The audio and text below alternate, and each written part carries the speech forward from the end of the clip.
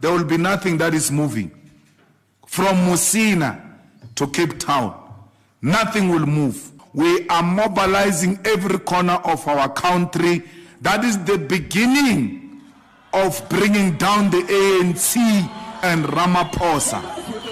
I'm on location here in a crisis-stricken South Africa, grappling with both power shortages and social unrest. On Monday, the EFF party has called for a national shutdown of the country. Nothing is to remain open. EFF's activists will block all major roads and no traffic will be allowed through. According to the EFF, South Africa should be in a complete standstill, with everything at a halt and nothing will be open. And if these demands are not met, we risk, according to party leader Julius Malema, witnessing violent protests that will make that already extreme protests that paralyzed South Africa for several weeks in 2021 seems like Mickey Mouse in comparison. To come and join the mother of all shutdowns, the July 2020 of Zuma. Huh? The unrest of Zuma is going to look like a Mickey Mouse. Malema is the party leader of EFF, Economic Freedom Fighters, which has become notorious for its controversial and polarizing rhetoric. But we are starting with this whiteness. We are cutting the throat of whiteness. On numerous occasions, Malema has spoken about a state of a complete anarchy in what he calls a leaderless revolution. And this is precisely what he hopes to achieve with this national shutdown. If things are going the way they are, there will be a revolution in this country, I can tell you now. There will be an unled revolution. An unled revolution is the highest form of anarchy. If it goes beyond the 20th of March, it's no longer EFF-led. Now the society has taken over. And that will be a confirmation of what we warned you about, that there will be an unled revolution in South Africa. I have spoken with people down here and many are worried. Here on the coast in the Western Cape, the EFF isn't that prominent, so most shopkeepers I've talked to plans to stay open. Many are instead upset that Malema describes this protest as a right without considering the right of others, such as being able to keep their stores open or people being able to get to their jobs. EFF employs intimidation tactics, which have already led many businesses to announce that they will be closed on Monday due to safety concerns.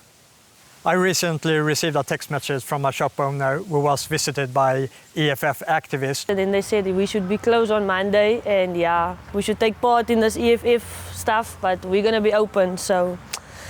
Did you feel intimidated? Yes, they were like 3. So I was like, okay, I must just keep calm and talk and be patient. Ne?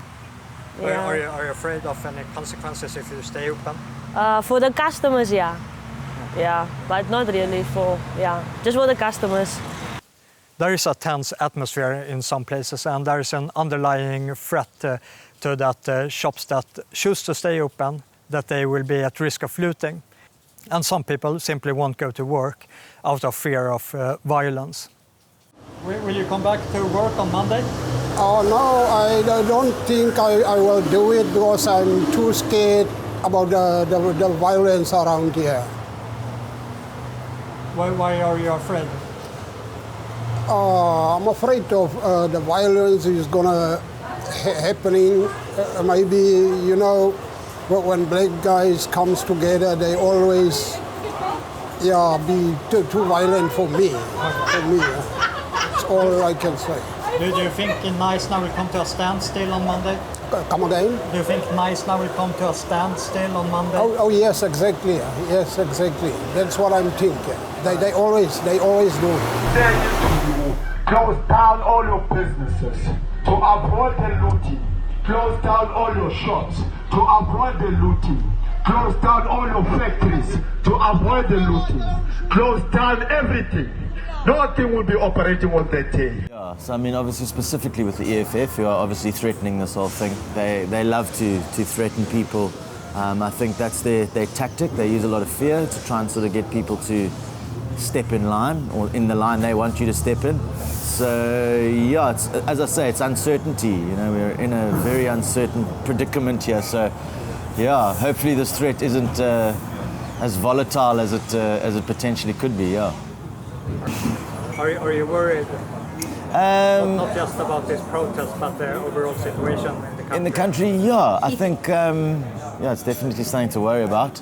But also saying I'm a positive person, but in a positive light, you know, I think there's a lot of stuff that's coming to light all of a sudden through this turmoil. So, you know, we're kind of getting a bit of positivity through all this negativity. So, I mean, I've got hope for us. There's hope for us yet, I reckon, yeah. The origins of this national shutdown is the recurring power blackouts that have affected the entire South African society.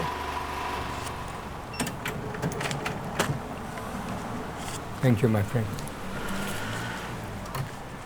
Yeah, this is the problem we're having here. Your freezers get damaged at home, your fridges get damaged, you know, because of the power. If it's 4 hours power, we have a problem. Then the batteries go dead. You're at home, you know, we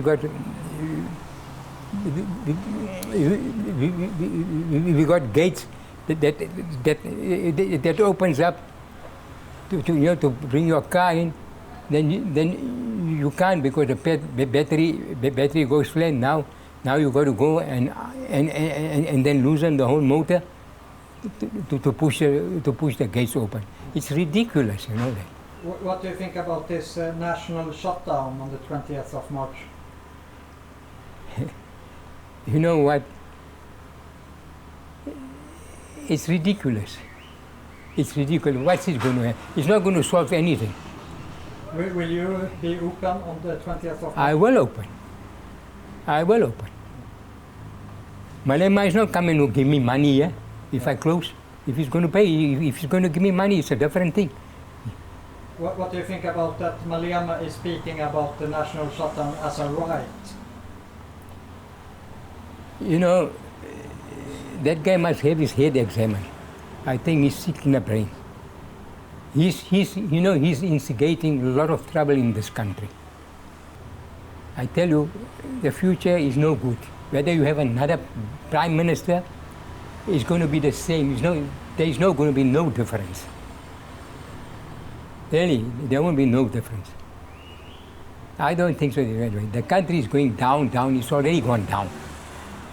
They're just stealing. Everywhere you go, you hear people are stealing. They're just stealing. Nothing is coming right in this country. Do you think it will be violent on the 20th? I don't think so. It will be violent, because our prime minister will send. There will be the army there, the police will be there, so there won't be no violence. I don't think so. If they try any violence, there will be a problem for them. It's our right. And if they want to come and violate our rights, they will find us ready. No one is going to intimidate us. South Africa will come to a standstill. Yesterday we had a meeting of our National Security Council, and we discussed this. And the security forces of our country are going to defend our people. They are going to make sure that intimidation, anarchy, and disorder does not prevail. We're not scared of the state power. Let the state come with its power, will come with the mass power. So everything is going to come to a standstill. We don't want to see a single truck moving. We don't want to see a single train moving.